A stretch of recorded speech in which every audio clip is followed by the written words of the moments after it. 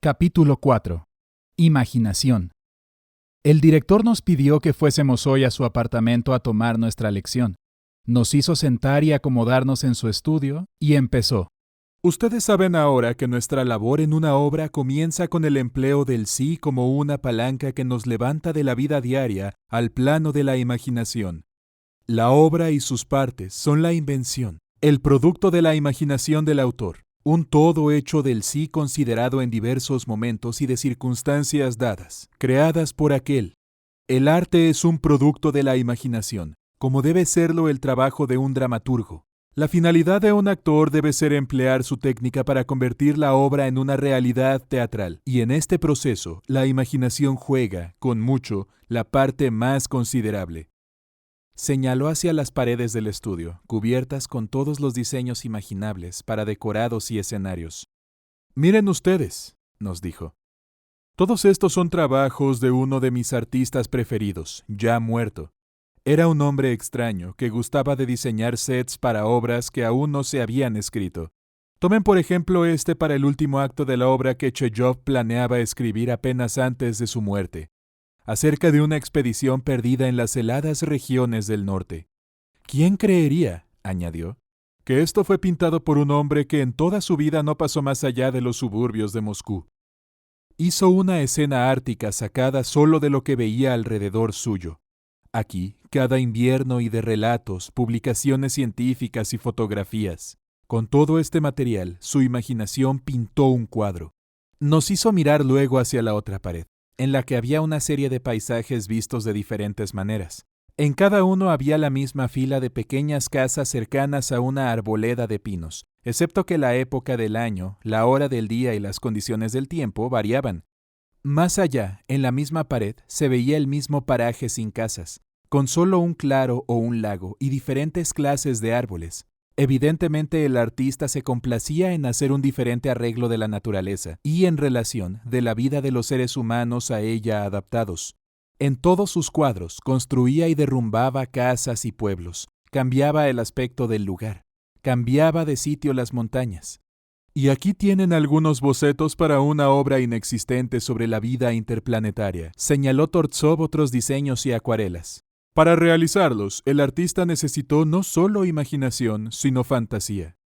¿Cuál es la diferencia entre una y otra?, preguntó un estudiante.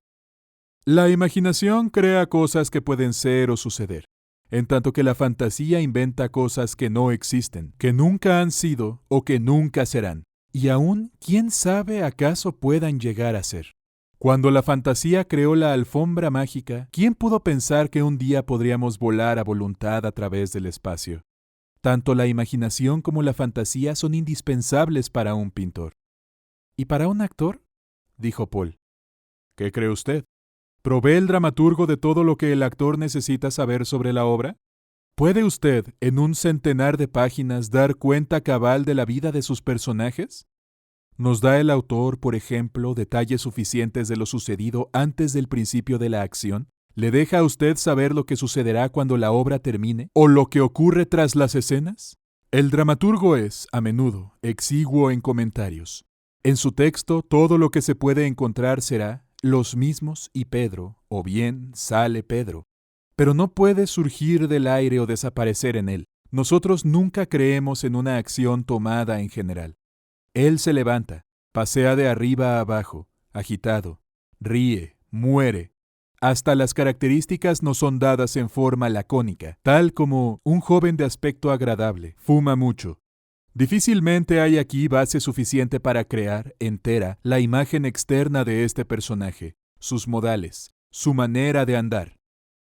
¿Y qué puede decirse de las líneas? ¿Es suficiente con aprenderlas? Lo que se nos da pinta el carácter de los personajes. Da a usted todo el matiz de sus pensamientos y sus sentimientos, de sus impulsos y sus actos. No, todo esto debe ser hecho más completa y profundamente por el actor.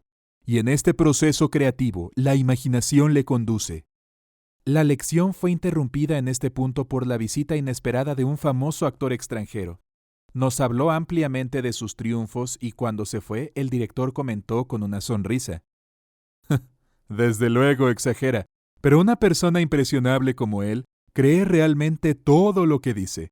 Los actores estamos tan acostumbrados a adornar los hechos con detalles que sacamos de nuestra propia imaginación que llevamos el hábito a la vida ordinaria. En ella, ciertamente los detalles imaginarios son tan superfluos como son necesarios en el teatro. Hablando de un genio, no puede decirse que miente. Ve la realidad con ojos diferentes a los nuestros. ¿Es justo culparle si su imaginación le hace llevar anteojos rosa, azules, grises o negros? Admito que yo mismo tengo que mentir muy a menudo, cuando como artista o como director tengo algo que ver con una obra o con una parte que no me atrae. En tal caso, mis facultades creativas se paralizan. Debo encontrar algo estimulante, y así empiezo a decir a todos cuán interesado estoy en mi labor. Me siento obligado a buscar empeñosamente todo lo que pueda ser interesante y a exaltarlo. De esta manera, mi imaginación se siente espoleada. Si fuera yo solo en hacer este esfuerzo, no podría realizarlo, pero trabajando con otros, uno debe respaldar sus propias mentiras. A menudo sucede que estas mismas pueden usarse como material para un papel o una producción. Si la imaginación tiene tal importancia para el actor, preguntó Paul tímidamente, ¿qué debe hacer si carece de ella? Debe desarrollarla, contestó el director, o dejar el teatro. De otra manera caerá en manos de directores que suplirán esa falta con su propia imaginación, y él mismo llegaría a no ser nada más que un peón. ¿No le sería mejor apoyarse en la suya propia? Eso temo que es muy difícil, objeté. Todo depende de la clase de imaginación que usted tenga, dijo el director. Aquella que tiene de por sí iniciativa puede desarrollarse sin un esfuerzo determinado, y trabajará invariablemente y sin cansarse. Lo mismo esté usted despierto que dormido. Hay la imaginación, falta de iniciativa, pero es fácil despertarla y mantenerla activa tan pronto como algo se le sugiere. La imaginación que no responde a sugestiones presenta un problema más difícil, porque el actor toma aquellas de una manera solo externa, formal, y en tal caso su desarrollo es pesado y difícil, y hay poca esperanza de éxito a menos que el actor haga un gran esfuerzo. ¿Tiene iniciativa mi imaginación? ¿Responde a las sugestiones? ¿Puede desarrollarse por sí misma? No me dejaban en paz estas preguntas. Ya por la noche me encerré en mi habitación. Me instalé cómodamente en el sofá rodeándome de cojines. Cerré los ojos y comencé a pensar improvisando. Pero mi atención se distraía con unas manchas de color que cruzaban de continuo por mis párpados cerrados. Y apagué las luces, suponiendo que causaban esta sensación. ¿En qué debería pensar? Mi imaginación me mostró unos árboles, un gran bosque de pinos mecidos suave y rítmicamente por la brisa. Me parecía aspirar el aire fresco, porque, en medio de esta calma, puedo oír el tic-tac de un reloj. Me quedé dormido. Claro, me di cuenta de que no debía imaginar cosas sin un propósito previo. Así subí en un aeroplano, volando sobre las copas de los árboles, sobre los campos, los ríos y las ciudades. Tic-tac, sigue marcando el reloj. ¿Quién ronca? Yo no soy. De seguro me caí. He estado dormido mucho rato. El reloj da las 8. Quedé tan desconcertado por el fracaso de mis intentos para ejercitar mi imaginación en casa que así se lo dije al director en nuestra lección de hoy. No tuvo éxito porque cometió usted una serie de errores, me explicó. En primer lugar, forzó su imaginación en lugar de estimularla. Luego trató de pensar sin tener un sujeto interesante para ello. Su tercer error fue hacer pasivos sus pensamientos. La actividad en la imaginación es de la mayor importancia. Primero es acción interna, luego se hace acción externa. Hice notar que en cierto sentido yo había estado activo, puesto que volaba y a una gran velocidad. Cuando usted va confortablemente reclinado en el asiento de un tren expreso, ¿está usted activo?, preguntó el director. El maquinista trabaja, pero el pasajero es pasivo. Desde luego, si usted se ocupa de algo interesante, de algún asunto importante, si conversa o discute o escribe un reporte estando en el tren, entonces sí podría decir con fundamento que hay acción. En ese vuelo en aeroplano el piloto trabaja, pero usted no hacía nada. ¿Podría decir que estaba activo si se hubiera ocupado de los controles o de tomar fotografías topográficas? Quizás puedo también explicarle esto recurriendo al juego favorito de mi sobrinita. ¿Qué haces?, me pregunta. Bebo el té, le contesto. Pero, dice ella, si fuera aceite purgante, ¿cómo lo beberías? Entonces me obligo a recordar el sabor del aceite y a mostrarle el asco que siento. Y cuando lo logro, la niña rompe a reír. ¿Dónde estás sentado? En una silla, le replico. Pero si estuvieras sentado sobre una estufa caliente, ¿qué harías? Me obligo a pensar en la estufa ardiendo, y trato de ver cómo salvarme de morir achicharrado. Cuando lo logro, la niña se lamenta y exclama, «No quiero jugar más». Si yo insistiera, ella terminaría por echarse a llorar. ¿Por qué no piensa usted en un juego semejante como ejercicio para despertar su actividad? Le interrumpí haciendo ver que eso era algo elemental y pidiéndole que me dijera cómo desarrollar la imaginación de otra manera más ingeniosa. «No se precipite», dijo él. «Ya habrá tiempo de sobra. Ahora solo necesitamos ejercicios que se relacionen con las cosas simples que nos rodean. Tome usted, por ejemplo, nuestra clase, aquí mismo. Este es un hecho real. Supóngase que cuanto le rodea, y el maestro y los estudiantes permanecen igual, como están. Ahora, con el mágico sí, me coloco por mí mismo en el plano de lo imaginario, cambiando nada más que una circunstancia, la hora del día. Digamos, no son las 3 de la tarde, sino las 3 de la madrugada. Use su imaginación para justificar que una lección dure hasta tan tarde, y de esta sencilla circunstancia se deducirá toda una serie de consecuencias. En casa, su familia estará inquieta por usted. No hay teléfono y no puede avisarles. Otro estudiante no podrá asistir a la fiesta donde le esperaban. Un tercero vive en las afueras y no tiene idea de cómo llegará a casa, pues todos los trenes ya no corren a esta hora. Todo esto trae consigo cambios externos tanto como internos, y da un tono diferente a lo que usted tenga que hacer, o intente tomar otro ángulo. La hora del día es la misma, las 3 de la tarde, pero suponga que la época del año es la que ha cambiado. En lugar de invierno es primavera. El aire es diáfano y afuera hace calor hasta en la sombra. Ya le veo sonreír. Después de la clase tendrá tiempo de pasear. Decida lo que intenta hacer. Justifique su decisión con las suposiciones necesarias. Y también ahora tendrá fundamento bastante para un ejercicio. Esto es nada más que uno de los innumerables ejemplos de cómo usted puede aprovechar sus facultades internas para cambiar las cosas materiales con las que se relaciona. No trate de desentenderse de ellas. Al contrario, inclúyalas en su vida imaginaria. Esta clase de transformación tiene un lugar efectivo en nuestros más comunes y familiares ejercicios. Podemos usar sillas ordinarias para lograr cualquier cosa que la imaginación de un autor o director nos exija. Casas, manzanas enteras de ellas, barcos, árboles. No importa que encontremos increíble que esta silla es solo eso, un objeto particular, porque aún sin esa creencia podremos obtener la sensación que despierta. Hasta ahora, dijo el director al comenzar la clase de hoy, nuestros ejercicios para el desarrollo de la imaginación han tenido, en mayor o menor grado, relación con hechos materiales como los muebles o con realidades de la vida, como las estaciones. Ahora voy a transferir nuestro trabajo a un plano diferente. Prescindamos del tiempo, el lugar y la acción hasta donde sus accesorios externos se refiere, y ustedes harán todo trabajando directamente con su intelecto. Ahora, preguntó dirigiéndose a mí, ¿dónde querría usted estar y a qué hora? En mi cuarto y de noche, contesté. Bien, si yo en su lugar me llegara cerca de la casa, me sería necesario ir hasta ella, subir los escalones exteriores, llamar a la puerta, pasar por ella y, en suma, toda una serie de actos que me llevarán a estar en mi propio cuarto. ¿Ve usted el picaporte? ¿Siente que da vuelta? ¿Sé de la puerta abriéndose? Ahora, ¿qué hay frente a usted? Precisamente frente a mí, el armario y un buró. ¿Qué ve a su izquierda? El sofá y la mesa. Camina de un lado a otro, viva en su cuarto. ¿En qué está pensando? Encontré una carta que recuerdo no haber contestado y no sé qué hacer. Evidentemente, usted está en su cuarto, declaró Tortsov. Ahora, ¿qué va a hacer usted? Depende de la hora, dije. ¡Eso!, dijo él aprobando. Es una observación razonable. Digamos que son las 11 de la noche. La mejor hora, repuse. Todos en la casa duermen ya. ¿Precisamente por qué quiere usted que haya quietud?, preguntó. Para convencerme de que soy un actor, un trágico.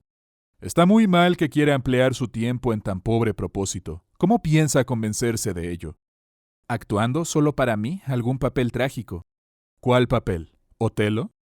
Oh, no, exclamé. No podría actuar Otelo en mi cuarto donde cada rincón produce asociaciones y me vería llevado simplemente a reproducir lo que ya hice antes. Entonces, ¿qué va a actuar usted?, preguntó el director. No contesté porque no lo había decidido. Él preguntó entonces. ¿Qué hace usted ahora? Busco por todo el cuarto, quizás algún objeto, una cosa cualquiera que me sugiera un tema creativo. Bueno, urgió él. ¿Todavía no encuentra nada? Empecé a pensar en voz alta. Atrás del armario hay un rincón oscuro donde precisamente a la derecha se encuentra un gancho del que una persona podría colgarse. Si yo quisiera ahorcarme, ¿qué debería hacer? ¿Sí?, urgió el director. Desde luego, primero que nada necesito encontrar alguna soga o un cinturón o algo semejante. ¿Qué hace usted ahora?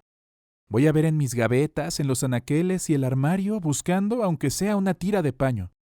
¿Y no ve nada? Sí, ya la tengo. Pero por desgracia el gancho no está suficientemente alto. Mis pies tocarían el suelo. Eso es un inconveniente, convino el director. Busque otro gancho. No hay ningún otro que pueda sostenerme. Entonces tal vez sea mejor que usted siga vivo y se ocupe de algo más interesante y menos emocionante. Agoté mi imaginación, declaré.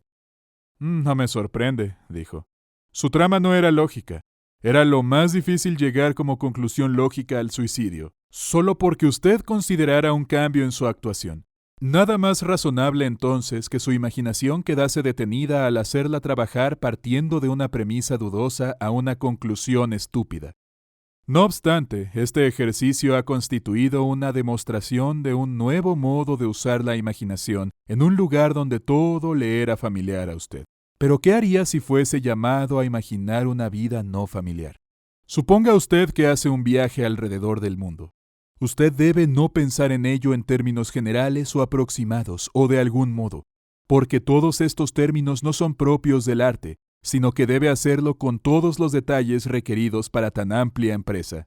Manténgase usted siempre en íntimo contacto con la lógica y lo coherente. Esto le ayudará a mantener los sueños insubstanciales y engañosos, alejados de los hechos firmes y reales. Ahora quiero explicarles cómo pueden aprovechar los ejercicios que hemos estado haciendo, combinándolos de diversas maneras. Pueden decirse a sí mismos: seré simple espectador atento a lo que la imaginación pinta para mí, sin tomar parte entre tanto de esta vida imaginaria. O, si deciden unirse a las actividades de esta misma vida imaginaria, pueden mentalmente representarse sus asociaciones y luego volver a ser espectadores pasivos. Al fin se cansarán de ser solo observadores y querrán actuar. Entonces, como participantes activos de la vida imaginaria, acabarán por no verse a sí mismos, sino solo lo que les rodea, y a esto responderán en su interior porque ya son realmente parte de ello. Hoy el director inició sus explicaciones diciéndonos lo que debe hacerse siempre cuando el autor, el director y los demás que colaboran en una producción desatienden cosas que necesitamos saber.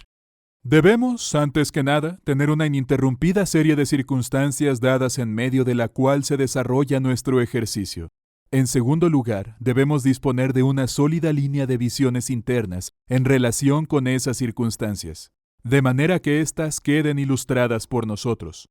En todo momento, estando en la escena, durante cada uno de los momentos en los que se desarrolla la acción de la obra, debemos estar atentos tanto a las circunstancias externas que nos rodean, como el montaje material que constituye la producción, como la cadena de circunstancias internas que hemos imaginado por nosotros mismos para ilustrar nuestras partes. De esos momentos deberá formarse una serie continuada de imágenes, algo como la cinta de una película, y en tanto que estemos actuando creativamente, esta película deberá proyectarse dentro de nosotros mismos, en la pantalla de nuestra visión interna, haciendo vivas las circunstancias en medio de las cuales nos movemos.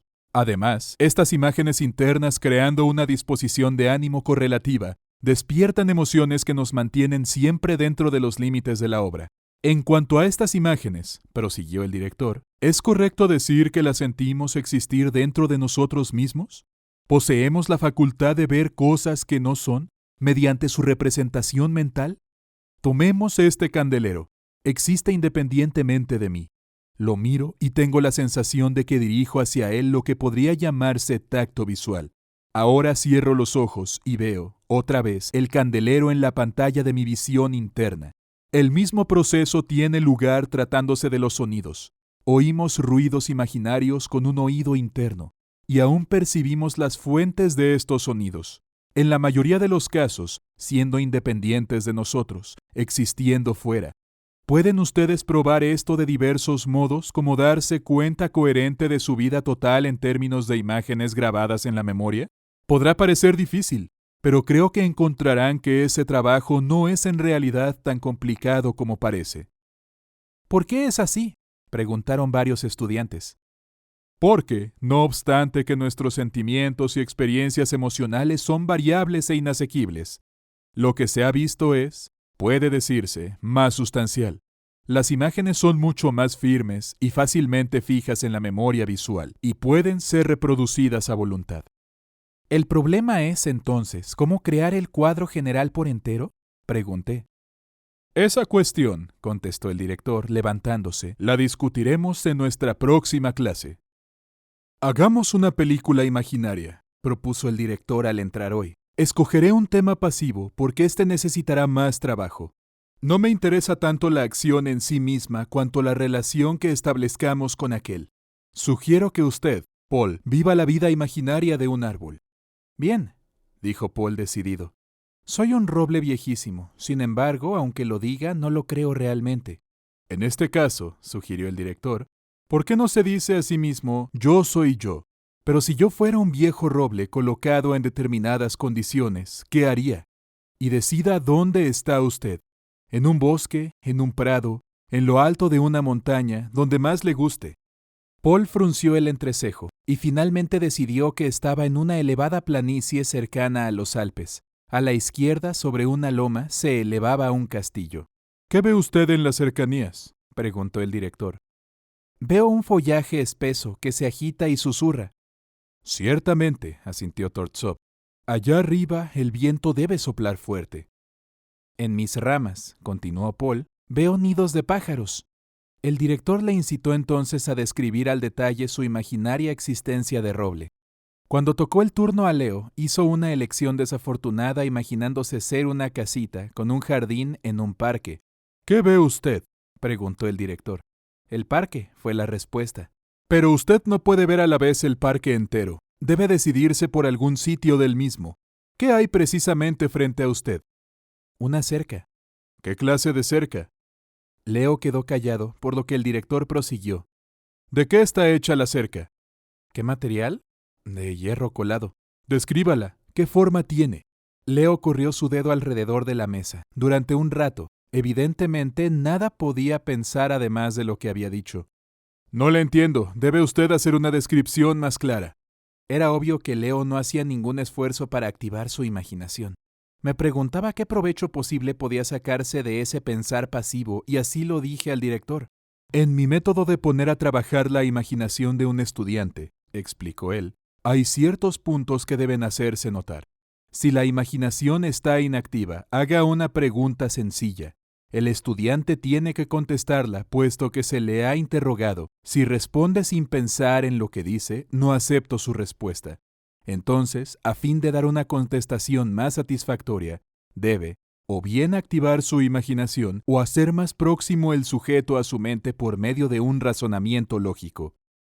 El trabajo imaginativo es a menudo preparado y dirigido de esta manera consciente, intelectual. El estudiante entonces ve algo, sea en su memoria, sea en su imaginación. Ciertas imágenes visuales definidas se le presentan delante. Por un instante vive como en un sueño, después otra pregunta y el proceso se repite. Así una tercera y una cuarta vez manteniendo y prolongando ese instante hasta hacerlo algo aproximado al cuadro general. Lo que más valor tiene de ello es que la ilusión ha sido entresacada de las propias imágenes internas del estudiante. Una vez que esto se ha logrado, él mismo puede repetirlo una, dos o más veces. Mientras más a menudo lo haga, más profundamente grabará en su memoria las cosas y más profundamente las vivirá. Es verdad que a veces tenemos que tratar con imaginaciones lentas y perezosas que no responden ni a las más simples sugestiones. Entonces solo queda un recurso. No solamente propongo una cuestión, sino que también sugiero la respuesta. Si el estudiante puede aprovecharla, de ahí partirá. Si no, la cambiará, poniendo otra cosa en su lugar, y en cualquier caso se ha visto obligado a usar su propia visión interna. Al fin, algo de una ilusoria existencia se ha creado, aun si el material ha sido solo en parte contribución del estudiante. El resultado podrá no ser del todo satisfactorio, pero algo se habrá logrado. Antes de este intento, el estudiante no tenía en todo caso imagen alguna en su visión mental, o la tenía vaga, confusa.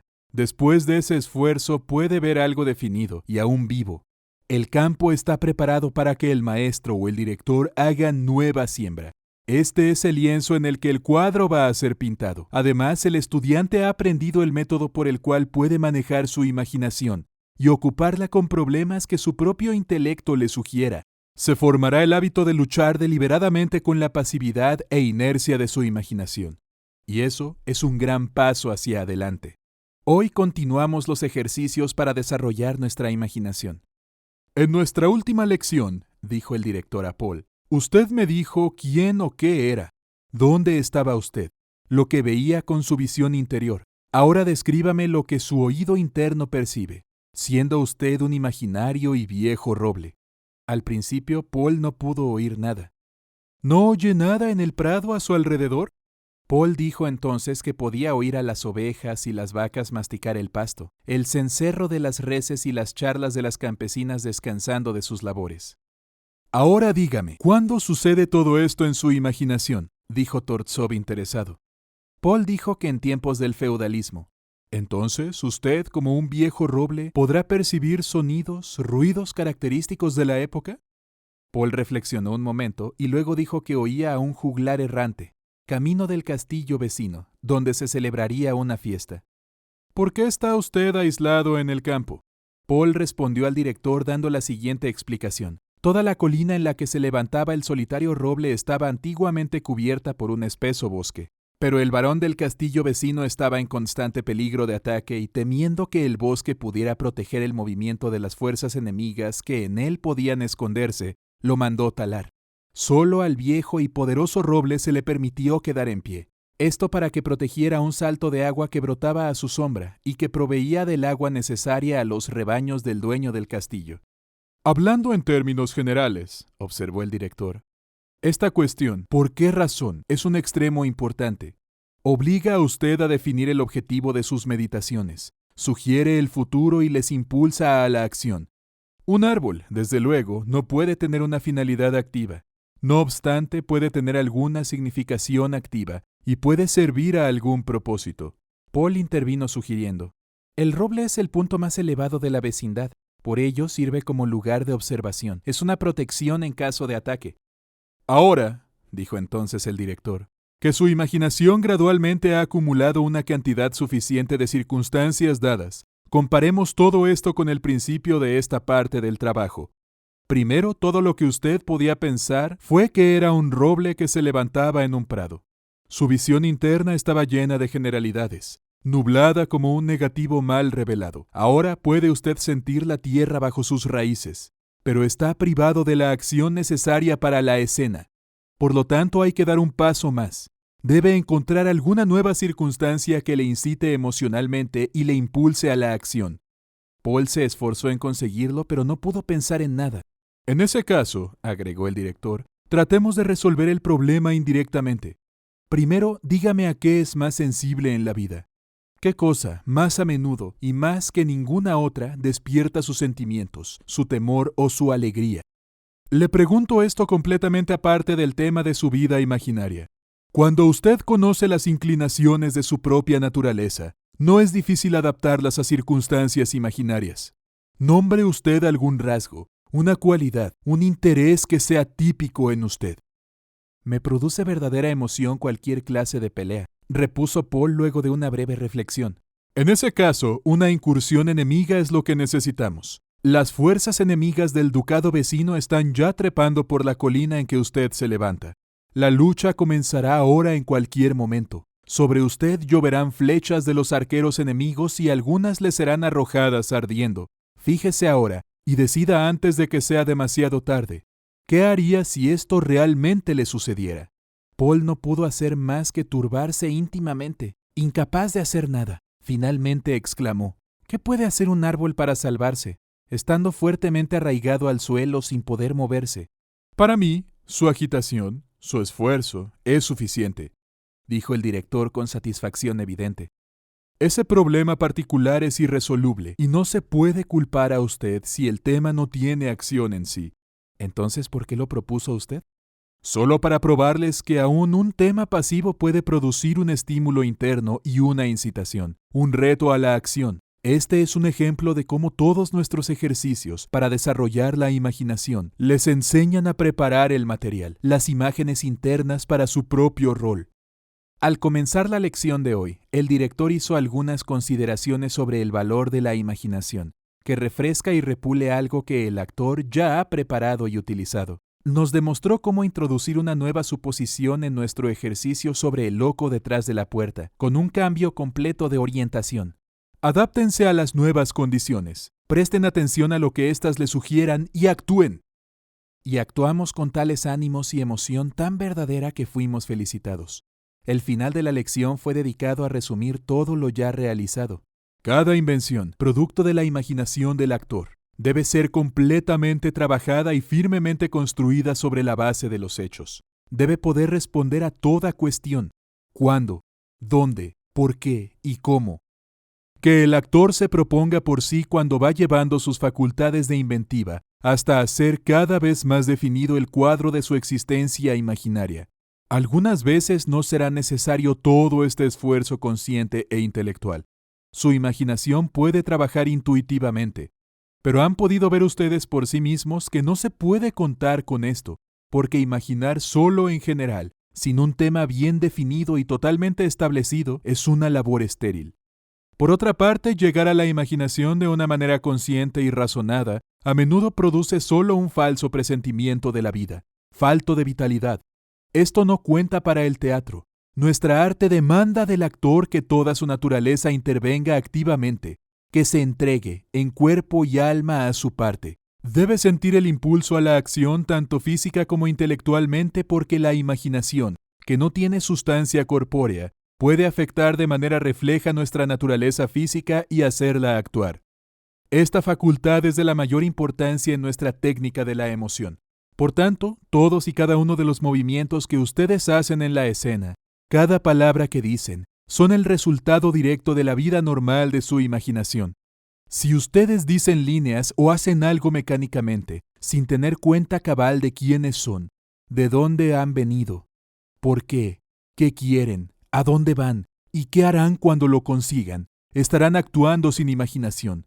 Y durante ese tiempo, corto o largo, estarán ustedes faltos de realidad, y no serán nada más que máquinas a las que se les ha dado cuerda, autómatas. Si ahora les hago una pregunta perfectamente sencilla: ¿hace frío hoy?